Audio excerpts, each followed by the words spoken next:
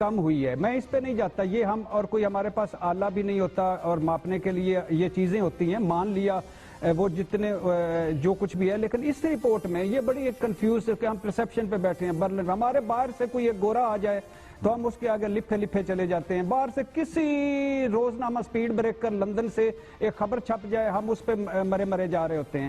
یہ ایک پرسیپشن پہ بنی ہوئی ہے. اور آج اس نے کہا ہے کہ اس میں آج انہوں نے خود بھی مانا ہے کہ پرانا جنوری 2015 سے فروری 2017 کا ڈیٹا ہے, اور ابھی جو فریش ڈیٹا ہے وہ آنے والا ہے. فریش بھی آ لینے دیں, اور 32 سے 31 پر آ گئے. باقی پھر دوسری بات ہے, ہمارا کرپشن کبھی رہا ہے؟ خدا کے لیے نہ کریں کہ کرپشن پہ ہم آ گئے, فلانے آ گئے. ہمارے جب سارے گریڈ 15-16 سے بڑے جتنے بھی ہیں, وہ خواہ سیاستدان ہو, خواہ وہ بیوروکریٹ ہو, خواہ وہ جس قسم کے بھی بیوروکریٹ ہو, خواہ وہ تاجر ہو, سارے چند برکتوں کے لیے یا دانے نکال دیں.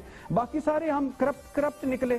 ہم ان کو گلیمرائز کرتے رہے, ہم میراتھن ٹرانسمیشن کرتے رہے, ہم باپ بیٹی باپ ان میں روتے رہے, ہم ان کی صحتوں پہ پڑے رہے, ہم ان کے جیرے بلیڈوں کے پیچھے پڑے رہے. قدم بڑھاؤ, ہم تمہارے ساتھ ہیں. آج ایک گریڈ نمبر آ گیا. یہ 100 ہم 100 میں سے 33 پہ کیوں چڑھے ہوئے ہیں؟ ہم کبھی اس پہ سوچا ہے؟ 33 میرے دور میں ہوتا تھا 33 نمبر والا پاس, لیکن اب 33 پہ کیوں چڑھے ہوئے ہیں؟ کیوں نہیں ہمارے 67 نمبر کم ہوئے ہیں؟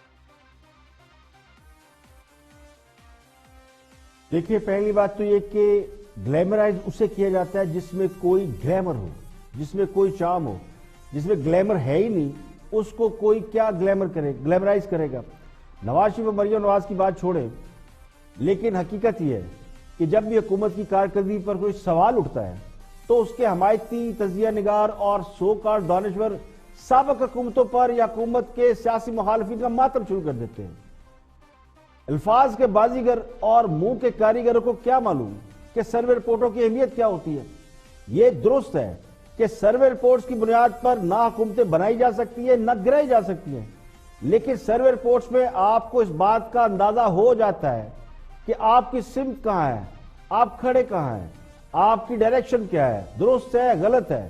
تو میری نظر میں تو حکومتوں کو سروے کرانے والوں کا شکر گزار ہونا چاہیے جو کم از کم انہیں حالات سے آگاہی دیتے ہیں اور حکومت کو یہ بتاتے ہیں کہ وہ ٹھیک کام کر رہے ہیں یا نہیں.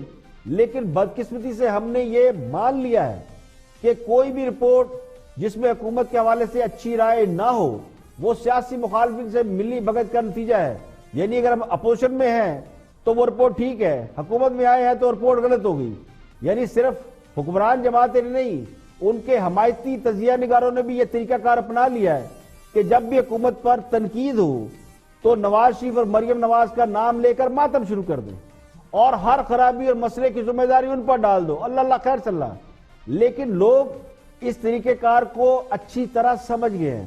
میرا نہیں خیال کہ راہ فرار کے اس طریقے سے حکومت کی کارکردگی پر اٹھنے والے سوالات کو کسی بھی طریقے سے دبایا جا سکتا ہے.